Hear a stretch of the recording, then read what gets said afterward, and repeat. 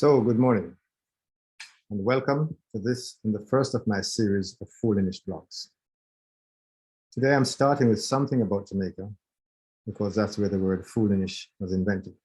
However, I will be speaking about other things as the year goes by.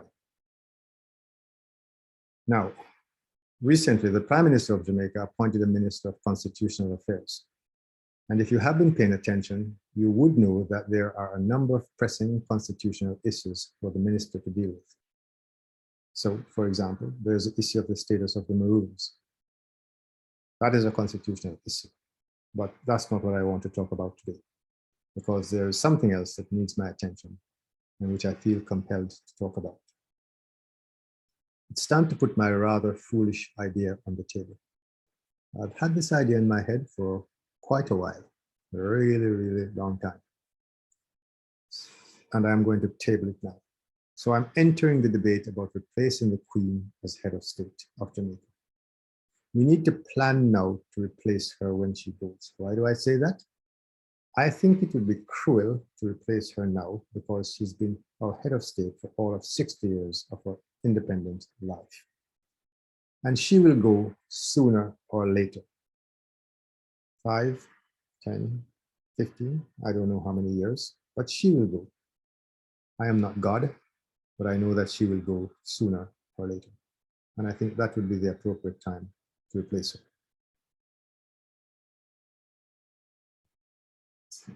Now I turn to my view about becoming a republic, which is the prevailing view. I do not think that becoming a republic is our only option. My rather silly idea is that we should create our own queen and remain a monarchy, a Jamaican monarchy. How cool is that? It would be cheaper and easier to do and would provide a potential boost for the economy. Yes, I know that it's a rather silly idea, but before you dismiss it, please listen to the rest of this video clip, which is about another 11 minutes long, and I will explain this idea more fully. Yes, so it's a little bit long, but please, I think it might be worth it. First, I should say that there is no value in becoming a republic, except that it is the perceived wisdom, because everybody else is doing so. And it is a convenient way to put our colonial past aside. However, it will not change the economic circumstances of the average person living in Jamaica one little bit. Becoming a republic is just one of several options. So, for example, Jamaica could become a theocracy, whatever that means. The immediate problem with that option is that the church in Jamaica is extremely fragmented and has, in some cases, been hijacked by criminals, all for personal gain. But that's an example of other options. Now, if you're not clear what a theocracy is, look at Iran, and I suspect Afghanistan qualifies of what a theocracy looks like. And I'm only putting those on the table just in case somebody wants to say, well, let's look at 3 options: republic, monarchy, theocracy, or any other form. My second point is that we made our last constitutional change in 1962 without the involvement of a large part of our population. We should not let that happen again. What do I mean? The decision which was made to leave the West Indies Federation in September 1961 was made by adults 21 years of age and older. Yes, 21, not 18, 21. I was 5 years old then. I had no say in that decision, but I've had to live with that decision for the last 60 years. I am therefore advocating that we should hold another referendum and that every child 10 years and older be allowed to vote on whatever the question is. Children are not stupid. They take part in an extremely difficult exam to go to secondary school. The current version of the exam is called PEP. And before that, there was a GSAT. ISAT, the common entrance, but call it what you will. If they can do that exam, if we can do that exam, and it's a considerably hard exam, considerably difficult exam, they can answer a simple question, a simple binary question about their future. So this is an opportunity to teach your children civics in real time rather than wait for them to become adults at 18. And then suddenly all of the expectations and responsibilities, including voting at elections, are heaped onto their shoulders. And we have seen how successful that is with only 38% or so of our population, the adult population, voting in elections. Let me move now to Reigniting a Nation, which is the tagline for Jamaica 60. I saw that recently. It says reigniting a nation. Now, the verb to ignite means to set on fire. My question is, who or what are we setting on fire? The future belongs to our 10-year-olds. They are the ones who we should be setting on fire. And one way to do so is to treat them as smart and responsible people. Now, let me give you some ideas on how this monarchy thing could work. First, we should reserve this post for women only. There are very few Jamaicans alive who have lived under a king. So we are comfortable with having a queen rule over us. That, however, is not the reason I advocate this special role for women. Women are the backbone of the country. The country rests on their shoulders. And yet in our 60 years of self-rule, we have had only one female prime minister. And listen to this, not even a sniff, not even a looking where the post of Governor General is concerned. Actually, I think there was a lady, Hostess, who acted once. Gigi, interim Gigi or something, but that's the closest we've come to having a woman at King's House. Now, why is that? Why is that, you may ask? Well, like our children who have been excluded from the political process, women have by and large been similarly excluded, and we end up with this bizarre bunch of old boys in school ties, shouting at each other across the aisles and wondering about how wonderful their alma mater is and how clever they are individually. So it's not an accident that both Rwanda and Ethiopia have abandoned the male-dominated political culture and have opted to reserve 50% of all seats in their respective parliaments for women. That by itself does not change a culture. That by itself does not reignite a nation. But as they say, action, not a bag of mouth. And the longest march starts with the first steps. I move now to the economic case for this rather silly idea. We know that the United Kingdom makes millions of pounds out of the monarchy by way of tourism. That's millions of pounds each year. Jamaica could similarly capitalize on the Jamaican monarchy. We have missed opportunities before and watch as others make money from our inventions and wonder how did that happen? What do I mean? For example, the eye. Jamaica invented the eye. Irie, ITEL, I and I, but it's Apple that's making money from the eye. I remember, Irie FM was ridiculed.